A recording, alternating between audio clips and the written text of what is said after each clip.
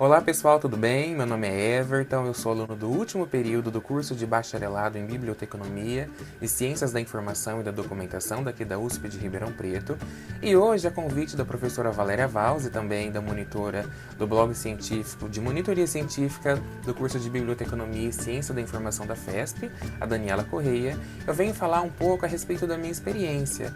Na verdade, é uma experiência muito bacana que acaba começando aqui na USP de Ribeirão Preto, no curso de Biblioteconomia e Ciência da Informação, e acaba se estendendo também até a Universidade de Coimbra, lá em Portugal. Foi uma experiência muito valiosa e através desse convite maravilhoso que eu recebi, gostaria de ajudá-los também, falando um pouco dessa experiência e de como que isso pode fomentar várias questões no campo da biblioteconomia, começando em nós, os alunos de graduação.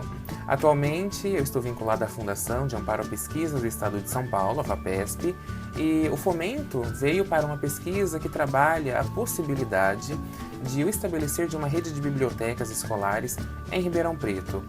Bom, e como que começou então essa história de intercâmbio para Portugal, para Coimbra, no curso de Ciência da Informação? A Universidade de São Paulo ela tem vários convênios e um desses convênios com a universidade permitiu que houvesse a concessão de algumas bolsas de intercâmbio no ano de 2015.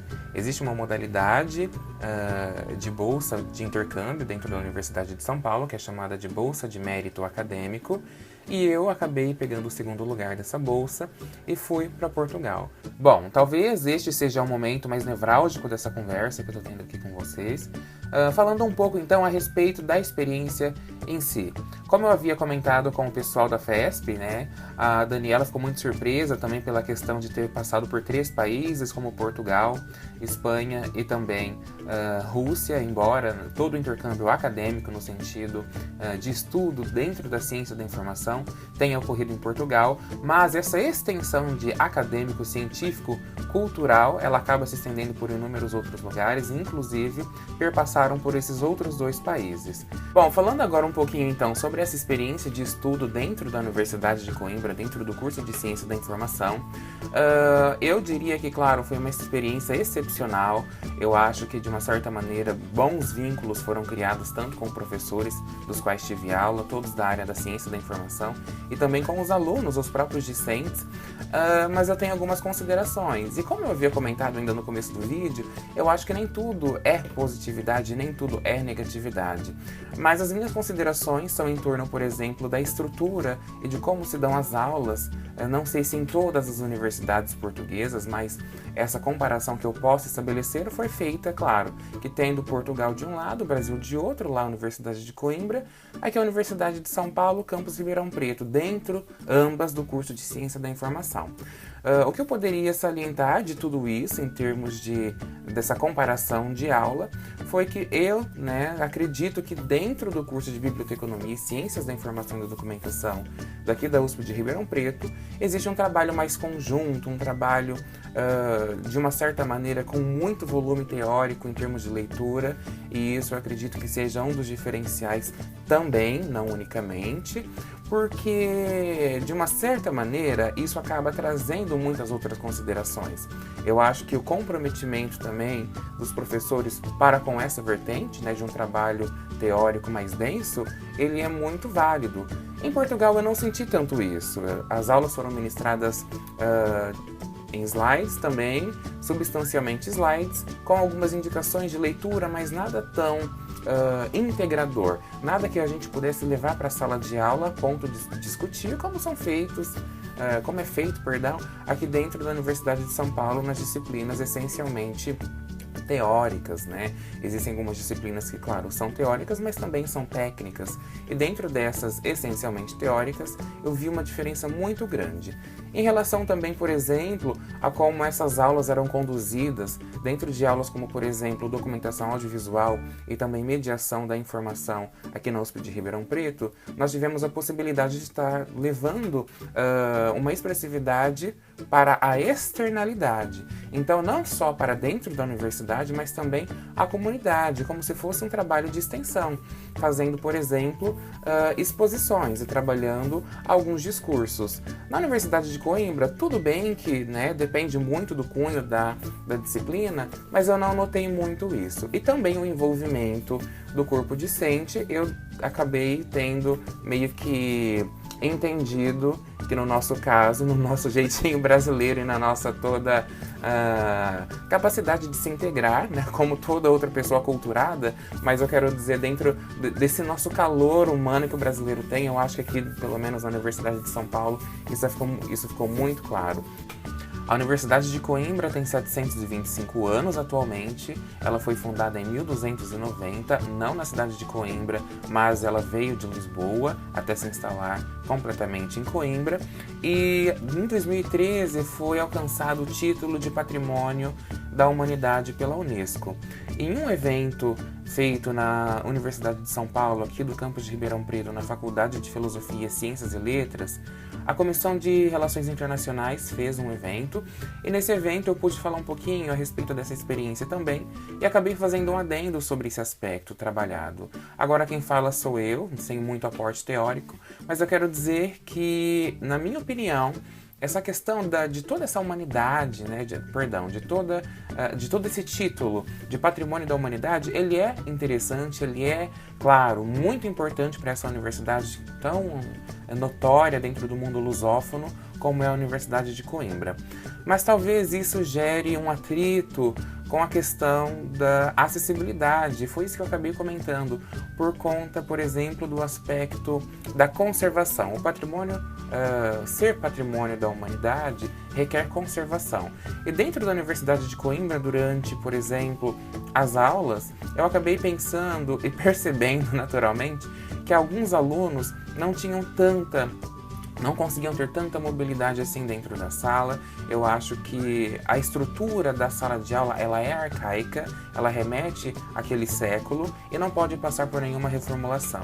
E isso, de uma certa maneira, acabou gerando um confronto dentro do âmbito do que nós pensamos ser acessível, né? Dentro de tantos discursos que nós acabamos proferindo nas ciências humanas e também nas sociais aplicadas. Essa foi uma outra consideração que eu vejo como sendo um ponto de negatividade, embora seja um honroso título esse de Patrimônio da Humanidade que a Universidade de Coimbra tem alcançado.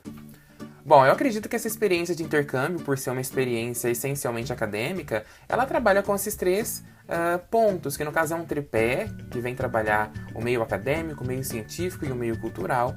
E agora falando então um pouco desse extremo do lado de cá, que é o extremo cultural, eu tive a possibilidade de passar por dois outros países, que no caso foi a Espanha e a Rússia.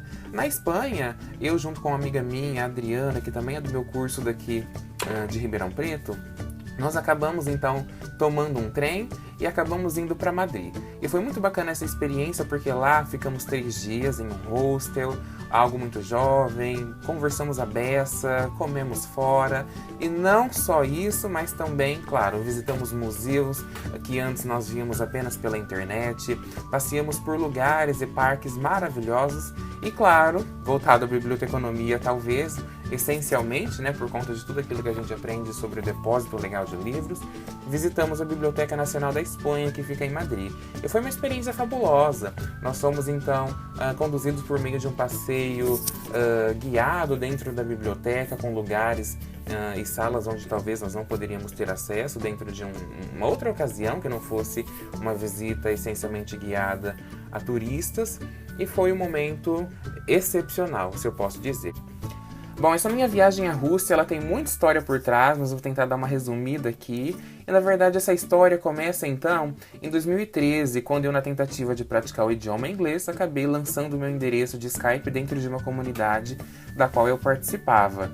E esse meu amigo então, que no caso ele é russo, ele mora lá em Tula, uma cidade da Rússia. O nome dele é Alexei Antipov, tem 29 anos hoje. E naquela ocasião de 2013 para 2014, nós iniciamos a amizade, um contato com muitas dificuldades linguísticas, mas que foi se tornando maduro ao longo do tempo. E até hoje temos muito contatos, falei com ele semana passada, mas na ocasião de 2015 ele me convidou para ir à Rússia na casa dele. E lá eu passei por uma experiência fantástica, pude conhecer a neve, conheci como é estar dentro de uma família russa, conheci o contexto em que eles vivem, achei tudo muito diferente do que vivo aqui, de lugares outros que já visitei. E quando eu pude estabelecer um contato, mas uma ligação, se eu posso utilizar o termo ligação, eu pude estabelecer uma ligação tão grande com aspectos da biblioteconomia pensando nessa experiência, porque dentro, por exemplo, das disciplinas de classificação, de organização da informação e do conhecimento.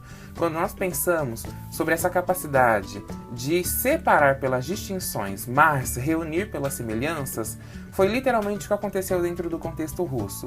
Por quê? Eu estava me imaginando chegando dentro de um contexto completamente apático ao meu e de uma forma muito distinta, algo completamente distinto do meu universo.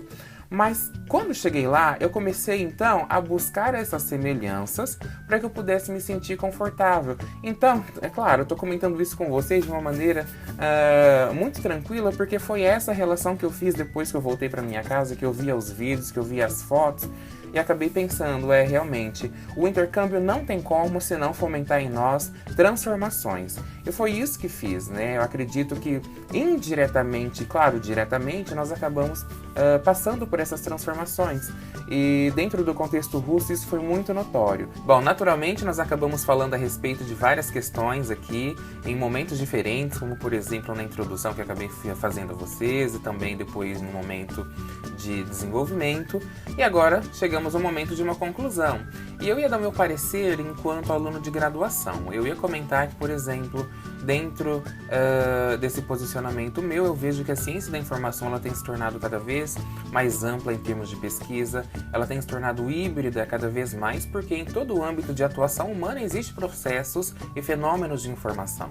Então, são ganchos que nós, enquanto futuros profissionais da informação, digo futuros porque ainda sou aluno de graduação, mas enquanto futuros profissionais de informação, futuros bibliotecários, nós temos